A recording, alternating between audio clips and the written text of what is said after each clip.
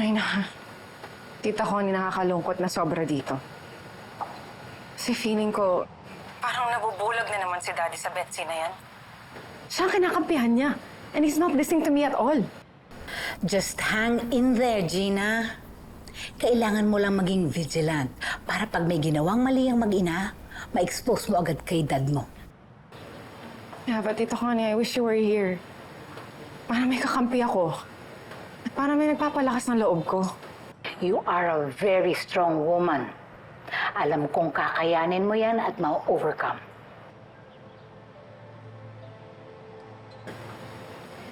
Tita, I have to go. Okay, I'll see you. Anong kailangan mo? Konsensya kasi ako Napagalitan ka ni Robert dahil sa akin. Peace opening. Pwede ba, Aling Susan, wag ka na umarte. Hindi bagay sa'yo. Sa'yo na lang yung cake na yan. Baka kasi mamaya may lason. Oo naman. Ipagbati na nga ako Playing hard to get ka pa. Kunin mo na. Tignan niya para wala lang problema. Hindi na ho.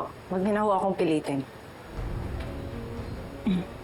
Ito kasi ang gusto ng daddy mo. Magkasundo tayo. Sige na. Huwag ka na umarte. Hindi na nga. Kunin mo na. Ayoko nga ho eh. Ayok. Kunin mo po. Ayoko Kunin mo nga. na.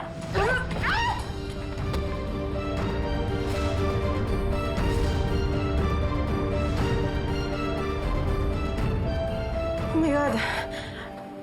Sorry naman, Aling Susan. Sinabi ko naman kasi sa inyo na ayoko, pinipilit niyo ako eh. Yan tuloy yung nangyari. Ano ka na? Tumayo ka na dyan. Wala akong tulungan. Kaya ko. Tina, lumayo ka na. Baka kung ano pa magawa ko sa'yo. Ah, see? Hindi naman talaga sincere yung pakikipagbati mo. I told you. Anong hindi? Sincere. Ayaw lang talaga makisama ng mukha ko. Saka ano magagawa ko kung mataray ang itsura ko? Okay, well, kung ayaw niyo po tanggapin yung tulong ko, napasok na ako sa loob.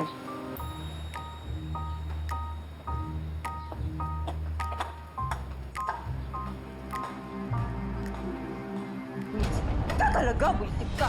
Buisit ka! Buisit ka!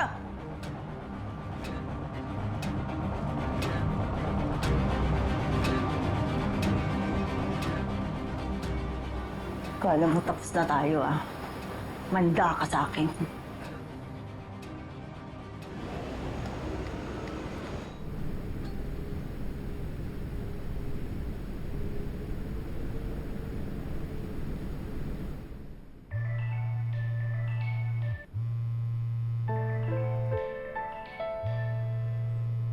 Paulit-ulit ko sinasabi sa'yo, you have to cut ties with that guy, okay?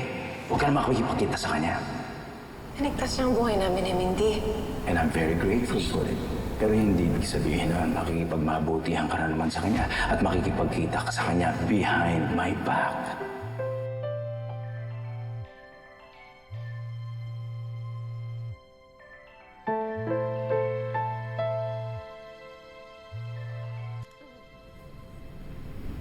Hello?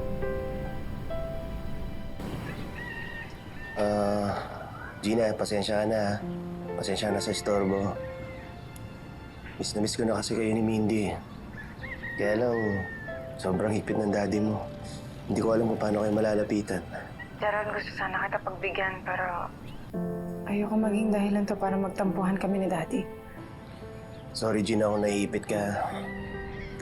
Kaya lang, para kasing mawabaliw na ako sabik na ako mayahapulit si Mindy. Gina, please. Pwede ba tayo magkita? Gina, kahit sandali lang. Gusto ko lang iparamdam kay Mindy na buo pa rin tayo. Kahit saglit lang. Okay. Magkita na lang tayo mamaya. I'll text you where. Salamat, Gina. Hintayin ko kayo.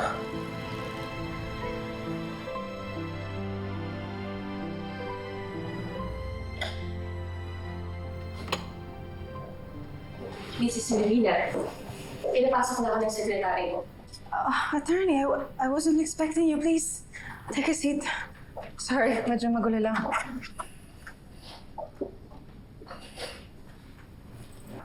I'm sorry for dropping by unannounced, Gina. Personal ko na lang ihatid ang document na to. What is it? Dumating na ang divorce papers na from the US. Kailangan na lang ng pirma niyong mag-asawa para mapawalang visa ang kasal niyo sa States.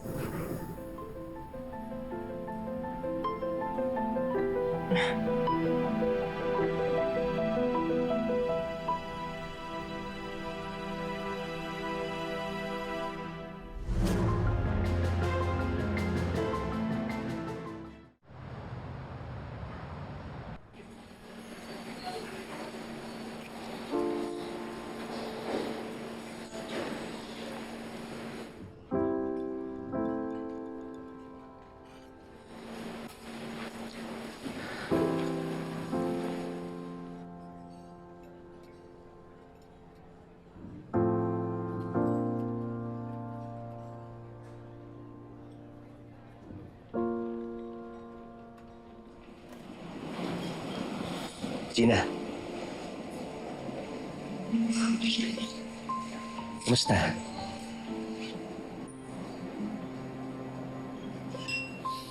Hi, baby. Miss na miss ka ni Daddy. Huwag kang mag-alala. Hindi sumusuko si Daddy. Kakasama-sama ulit tayo. Promise.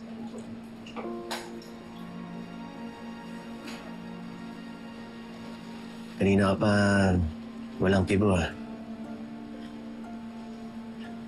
Oo nga eh. Sorry. Pagod lang sa trabaho. Gina, pasensya ka na. Alam kong magulo sitwasyon natin ngayon. Pero salamat kasi pinagbigyan mo pa rin ako. Pero hindi kami pwede magtagal. Kasi si Daddy hahanapin kami sa bahay. Pwede ba, Gina, kahit kalahating oras pa? Gusto ko lang talaga makasama na matagal si Mindy, eh. Okay. Sa'yo na muna siya. Mag-CR lang ako. Ang baby yan.